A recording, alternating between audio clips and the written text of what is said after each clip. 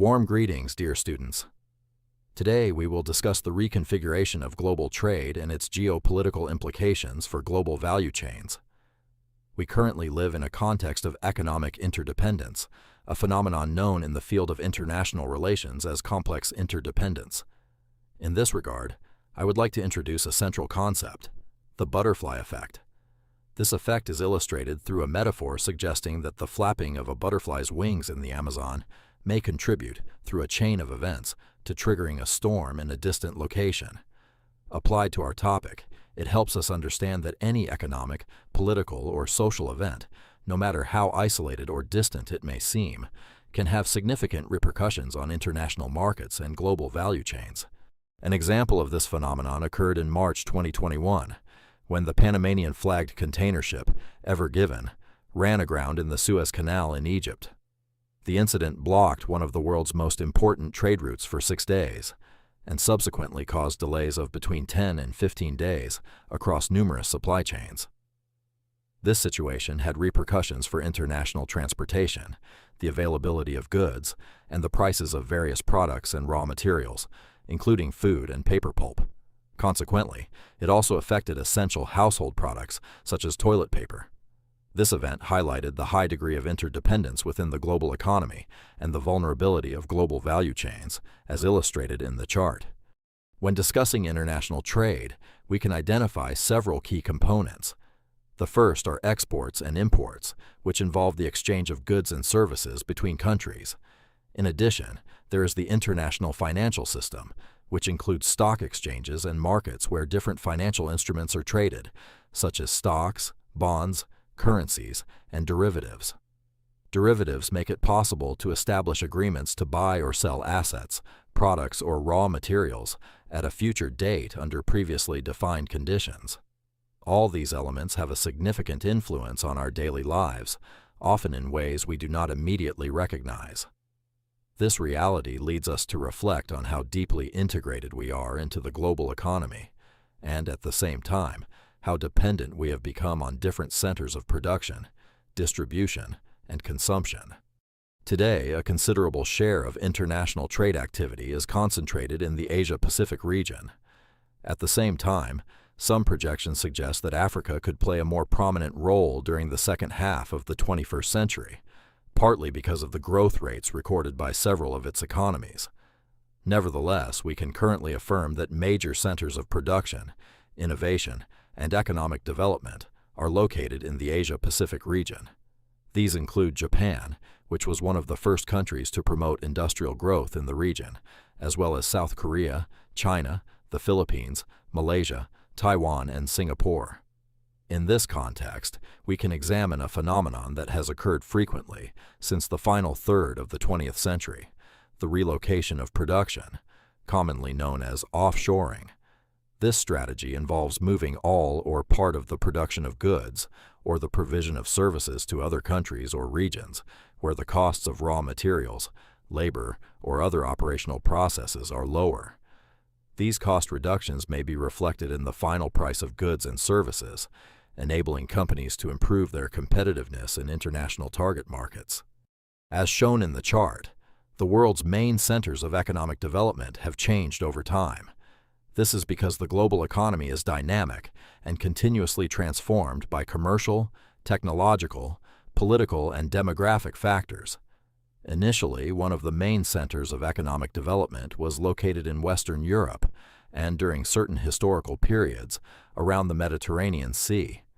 Transatlantic trade between Europe and North America subsequently gained importance, particularly along the eastern coast of the United States, from Florida to the northern part of the country. Later, the western coast, especially California, also became a major economic and technological center connected to the Asia-Pacific region. Russia remains a strategic actor, particularly because of its military capabilities, energy resources, and geopolitical influence. However, its economy is less diversified and technologically dynamic than those of the world's leading economic centers. Today, economic dynamism is shifting toward China, the four Asian tigers, South Korea, Hong Kong, Singapore, and Taiwan, and the member countries of the Association of Southeast Asian Nations, known as ASEAN. India also plays an increasingly important role because of its large population, relatively young workforce, and expanding productive and technological capabilities. These conditions may strengthen its comparative and competitive advantages in the global economy. We can therefore observe how the political and economic bloc, commonly known as the West, primarily comprising North America, Western Europe, and Australia, together with strategic allies such as Japan, began relocating some of its production processes to other countries in order to reduce production costs. When examining the evolution of the global economy, we can identify four central elements in the chart concerning the transformation of development centers and changes in the ranking of the world's leading economic powers. During the 1980s, the United States continued to rank as the world's largest economy.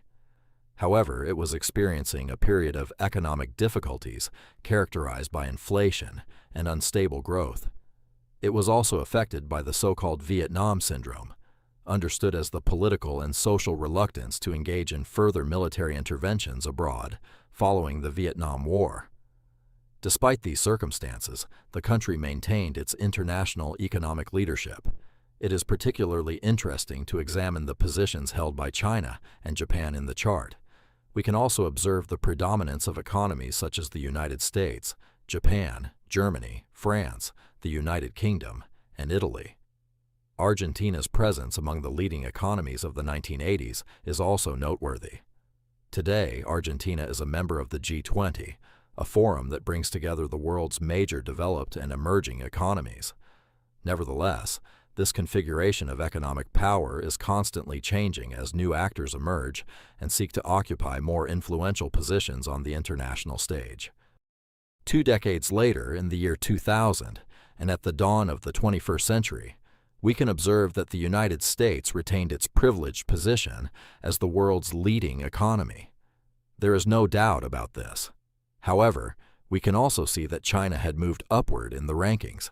This progress was connected to the reform and opening up policy promoted by Deng Xiaoping from late 1978 onward. Through this process, China gradually introduced greater flexibility into its economic model, allowed increased foreign investment, and expanded its trade relations while maintaining strong state intervention, a characteristic that remains present today. These reforms enabled China to take advantage of its productive capabilities, large population, and relatively inexpensive workforce. By around 1980, the country's population was already approaching 1 billion, whereas today it exceeds 1.4 billion. Deng Xiaoping's pragmatic vision is summarized in one of his best-known statements. It does not matter whether a cat is black or white. As long as it catches mice, it is a good cat. This metaphor conveyed the idea that what truly mattered was not whether a policy could be classified as socialist or capitalist, but whether it produced positive results for China's development. What does this transformation lead us to consider?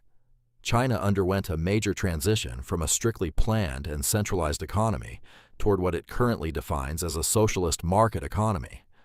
Although the state continues to play a decisive role, the model incorporated market mechanisms, allowed foreign direct investment, and promoted international economic relations and strategic partnerships. These reforms contributed to China's rapid economic growth. If we examine the period from 1979 to 2009, we find that the United States economy grew at an average annual rate of approximately 2.9%, while China's economy grew by about 9.9%. This represents a difference of nearly 7 percentage points per year. This considerable difference in growth rates enabled China to progressively narrow the economic gap with the United States, move upward in the ranking of the world's leading economies, and gain greater influence in international production, trade, and competitiveness. If we examine the situation 22 years later, as shown in the chart, the United States remains in first place. However, China's progress is remarkable as it moved from approximately 6th place in 2000 to 2nd place in 2022. Japan fell to 3rd place, while Germany ranked 4th. France, which held 4th place in 1980, dropped to approximately 7th and became Europe's 3rd largest economy after Germany and the United Kingdom. Another significant development is India's emergence among the world's leading economies. What distinguishes this country? India has a large and relatively young population, an extensive workforce, and growing capabilities in innovation, technology, and services. The country gained independence from the United Kingdom in 1947, but its economic growth accelerated, particularly after the liberalization reforms introduced in 1991. India also faces significant economic and social inequalities and has considerable religious diversity. Approximately 80% of its population practices Hinduism, while the country also has Muslim, Christian, Sikh, Buddhist, and Jain communities, among others. India is therefore a country of striking contrasts. Nevertheless, its economic, technological, and productive expansion presents certain similarities to the so-called Asian economic miracle previously led by the four first-generation Asian tigers, South Korea, Hong Kong, Singapore, and Taiwan. Similarly, some economic projections for 2050 suggest that China could overtake the United States, depending on the indicator and methodology used. India is also expected to rise among the world's leading economies, while Indonesia could achieve a prominent position. Indonesia is Southeast Asia's largest economy and most populous country, as well as a key actor within ASEAN. It has approximately 285 million inhabitants and a territory comprising nearly 17,000 islands. This geographical configuration presents major challenges for territorial integration, connectivity, and the consolidation of national unity.